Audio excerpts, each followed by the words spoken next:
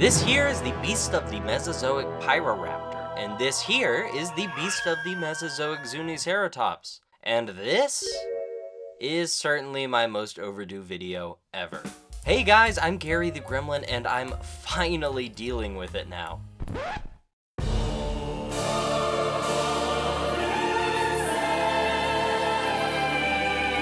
Today we're talking the Beast of the Mesozoic Raptor Series 1/6 scale Pyroraptor and the Ceratopsian Series 1/18 scale Zuniceratops. Two awesome creative beast figures that hold a special place in my heart.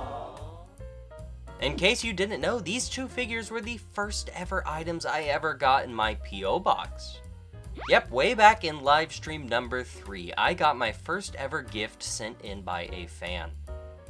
A massive thank you to Jane for being kind enough to send me these figures, but also for being the first person brave enough to reach out and send me something.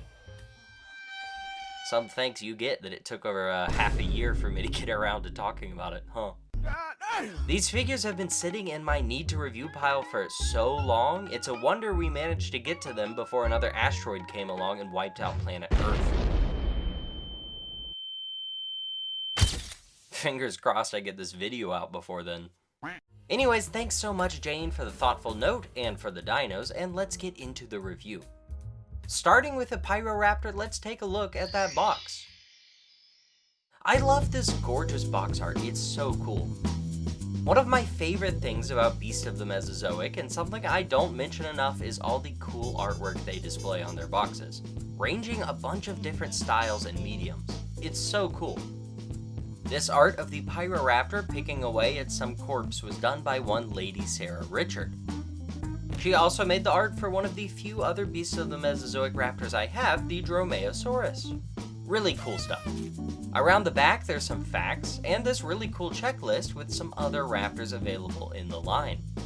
Opening up the box, you get two big trays holding the raptor and all its accessories, a collector's card, an instruction sheet, this backdrop, and for good measure, a Legacy Collection Brachiosaurus. Hey, wait. That's not right. Get back in there. First up, you've got to plug this Pyroraptor tail in. Great. And then let's run through all the accessories real quick before we talk about the actual guy. First, this really neat collector's card with the same art that I really love, as well as the same facts around the back. There are these instructions that don't even matter because I can't read, and then these little alternate toes, and then all these stand parts. There are 3 different lengths of stand arm that all plug into this deserty looking base with a ball joint, one little extra extender piece, and then 2 different stand parts. One you can gently rest the pyro on, or one specifically made to cradle his balls. It's not even a joke. Not really even doing a bit here, that's just what it's for, that's where it goes. Anyways, last accessory is that Brachiosaurus again, and no! God! Will you cut it out? And as for the Pyroraptor, I really like him. After all that bullcrap with the horrid Jurassic World Dominion Pyroraptor, this raptor is a breath of fresh air. It's nice to have a pleasant face to put the name with, not bagged down by the worst movie ever. This design feels so novel and radical and new, which is ironic of course because it's based on an animal that lived around 72 million years ago.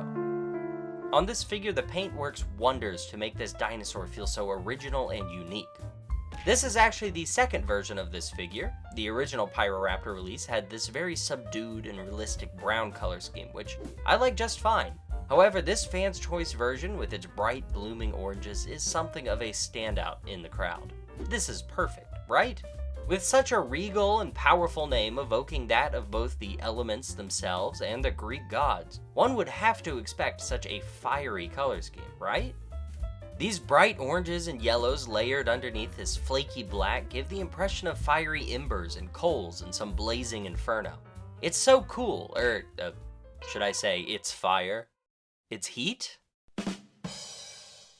I saw sparks. Anywho, this color scheme seems so directly inspired by fire and lava and such, I assumed that was just the intention. They made a fiery looking color scheme. I had no clue there's a real bird that actually looks like this. Gang, let me introduce you to my new friend, the varied thrush. This figure has its color scheme based off this bird, and more particularly, the male thrush's bright plumage. This is why I'm referring to Pyro as a he for the whole review, because he's literally him. These colors translate to this dinosaur really well, and now thanks to the BOTM boys, I now know about one more cool bird.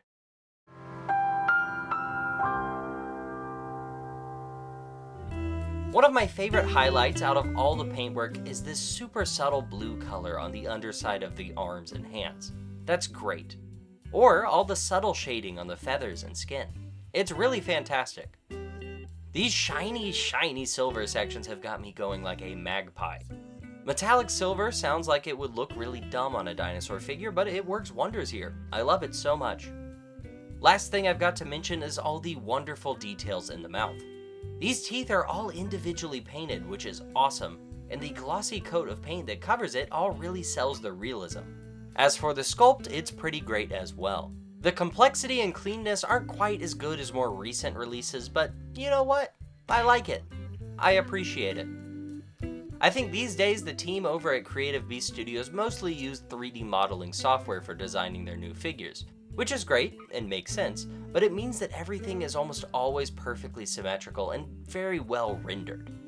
There's of course a nice crisp cleanness to those 3D modeled sculpts, which is great, but it's also kind of cool to look back on an older figure done in the more traditional ways, and feel how it was handmade and sculpted very tediously.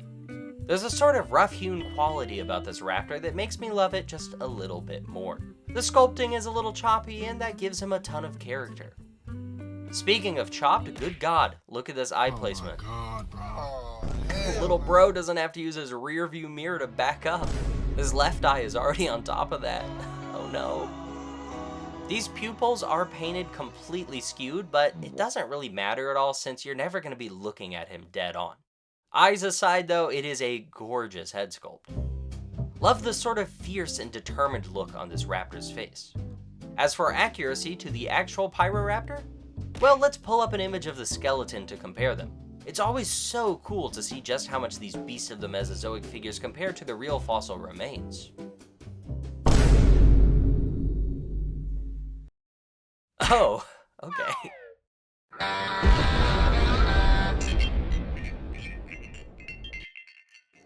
Well, given that the BOTM boys essentially had creative freedom here to design their own raptor, it's cool that they gave it slightly more unique proportions with this shorter and broader tail and this thicker head and snout. As for articulation, I was decently surprised by this figure. These raptors have a great deal of articulation just because how thin and lanky and lightweight they are, yet there can be a big challenge with simply trying to stand them up.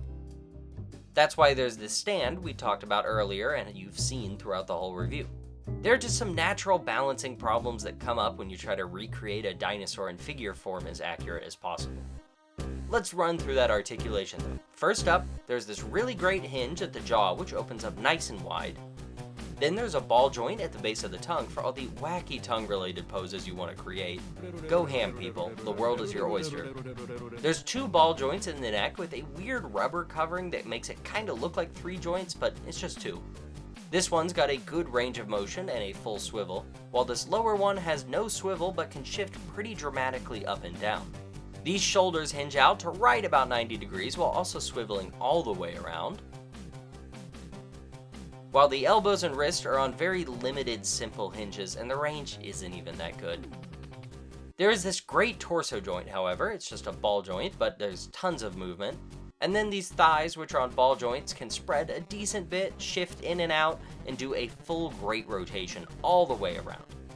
The knees are on nice joints, which are tight and can hinge and swivel, while the ankles have simple hinges, the foot has a simple hinge, and then there's a swivel at the toes. And of course, that killing claw, we cannot forget that. The tail has maybe the most interesting articulation. There's 2 ball joints at the base, one with a hinge on it, so you get a great range of motion, yet this one at the base is meant to be detached so you can adjust the angle it's positioned in. God, this is why learning to read was probably important. I knew those instructions must have been saying something. Anyways, there's 2 holes here around his rear end, like how most things have 2 holes anyways. So you can change the angle to be like this or like this. It's a more subtle difference, but it's still really cool and something I didn't even know about till more recently. For the last bit, there's the really great rubber tail, which flexes so much and holds a pose really fantastically.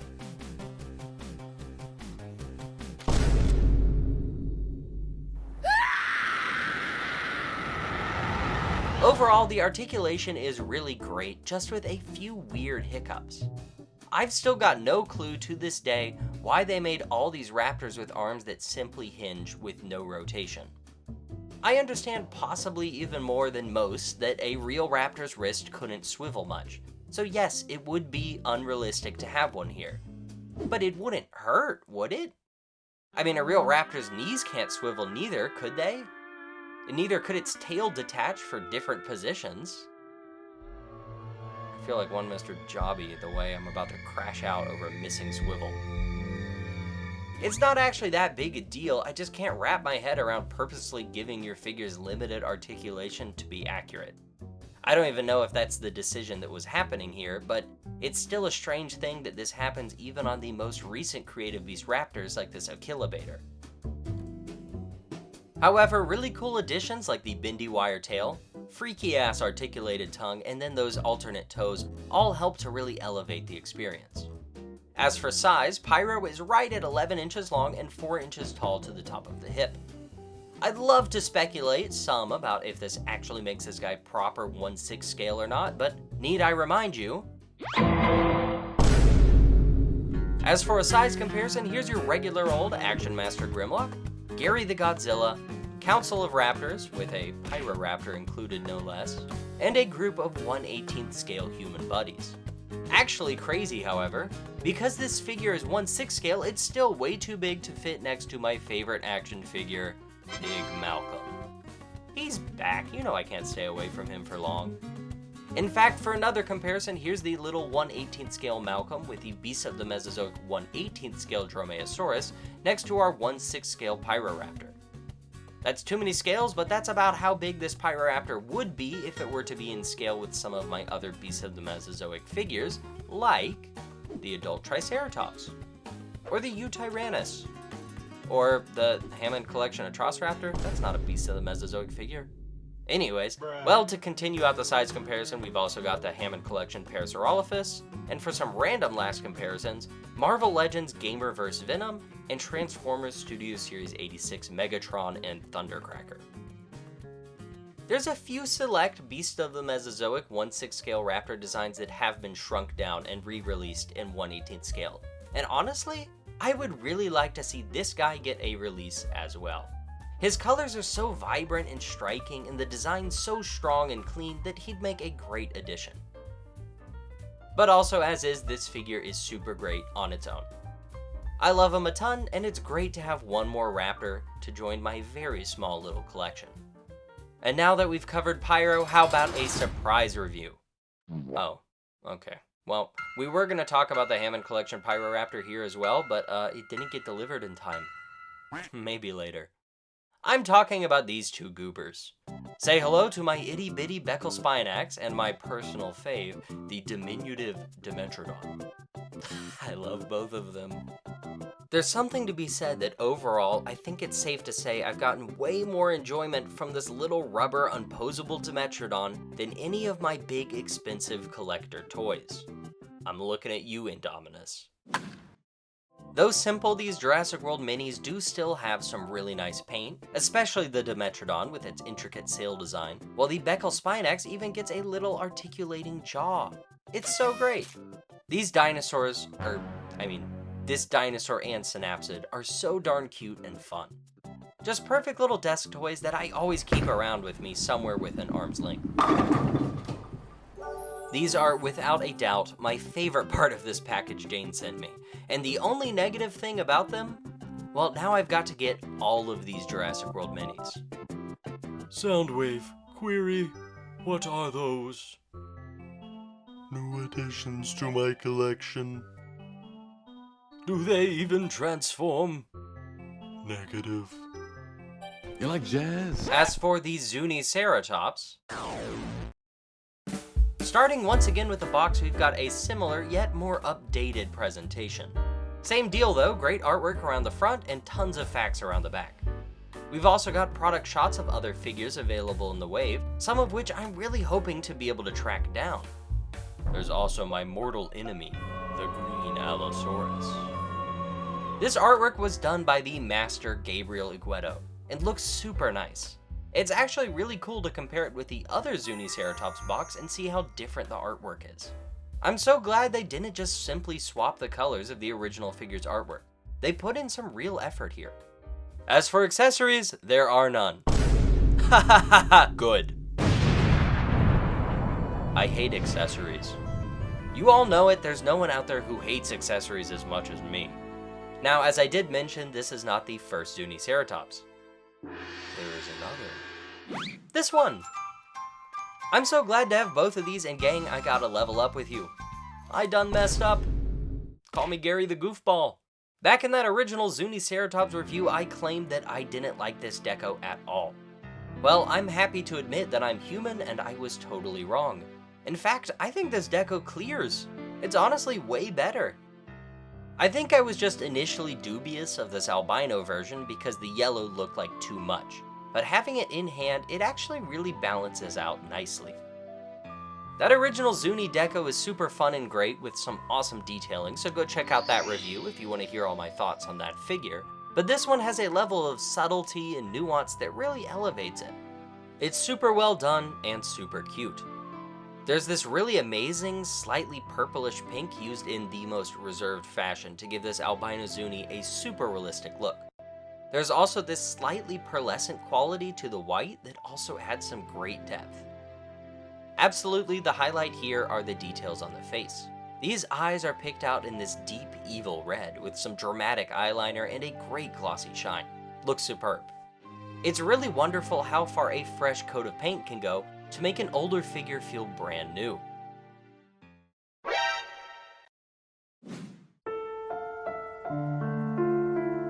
It's the age-old Transformers Seekers problem. For some reason, multiples of the same toy with different decos always go so hard. It cannot fail. Now, compared to our precious Pyroraptor from earlier in the review, the articulation is much more limited, but the trade-off is that there's much less need for a stand, because this figure is a lot more solid and reliable. You know the deal, play that song once again, posing time. Starting with the head, we've got the opening jaw, which simply hinges open. It is really great that Creative Beast worked an opening mouth into this guy, because Raptor Jesus knows, for some other supposedly premium dinosaur collector lines, that isn't a requirement. Next up, there's a ball joint on the back of the head, which has a great range and a partial swivel, and then another ball joint at the base of the neck, which can move all the way around and even swivel all the— ooh, that doesn't look weird at all. Moving on, there's the torso joint, which allows for a great bit of motion and a lot of a swivel. The shoulders can hinge and swivel, the elbows hinge and swivel, unlike a certain raptor I know, and then the feet are on ball joints. Similar deal for the back legs, except that the thighs can rotate really easily all the way around and the knees are kind of weak. Not much range there. Last up, just a simple ball joint at the base of the tail, which does have a great range of motion. Again, none of this is exactly groundbreaking articulation, but it does feel a bit more solid to handle compared to the Raptor, just because how hefty and compact he is. Help me! I'm not even saying this like it's a negative or a problem that can be solved, it's just the natural consequence of a biped versus a quadruped. Four legs is always going to feel more solid for handling. Now for that size comparison, you'll be very shocked to learn albino Zuni is the exact same size as the original Zuni. Now I know you all paused this video earlier and went and watched the original when I mentioned it, so it'd be silly to grind this video to a halt just to measure once again how big this guy is. But I am nothing if not a thorough bastard. So from the tip of his tail to his stinky snout, Zuni is 8.5 inches long and right at 3 inches tall to the top of his back. Uh-oh, it's a surprise Gary Paleo Corner time. Yeah, Gary here in the Paleo Corner. This definitely makes it on the larger size of what you'd expect from a Zuniceratops. This info is just coming from readily available sources like Wikipedia, but the size of a Zuniceratops would have been somewhere in between 7 feet and 11 feet long. Using my evil scale conversion sciences, I have determined that this guy is too big. 8.5 inches in 1/18 scale would equal a dinosaur that is 12 3/4 feet long. That's pretty far outside of the size range, but you know, it's okay. We like a hefty little dino over here. He can be a big boy. While we're also still here in the paleo corner, Zuniceratops was discovered by an 8-year-old. It was found in New Mexico, and it is wanted for tax evasion in 3 other states. There's 2 truths and a lie. Figure out which one is which. Anyways, for the actual comparison, once again, Action Master Grimlock, Gary the Godzilla, the Council of Raptors, and some 1/18 scale human buddies as well. Next up, once again, the adult Triceratops, Eutyrannus, Hammond Collection Atrociraptor, Para, Venom, and Megs and My Cracker. Maybe I shouldn't have abbreviated that last one, but it's okay. I can say it. It's true. This dude cracks. Overall, on this little albino Zuni, I love it. I don't really get why it's albino, but maybe there doesn't have to be a reason. This is just the happy little Gollum Zuniceratops to accompany what I guess is therefore my Frodo Zuniceratops? Or Bilbo.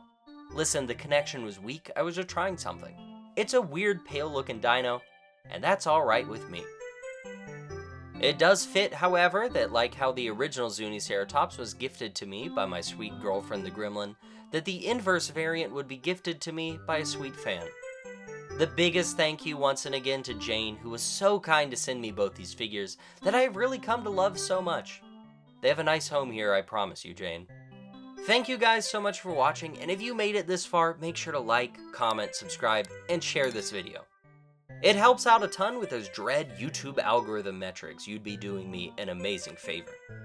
Also, only because I mentioned it like, I don't know, 1 billion times in this video, here's my P.O. box. It's on screen now, yada yada. Send me a thing here and I might just talk about it after 6 months. Good deal? Anyways, thanks for watching. See you next time. Gary the Gremlin, out.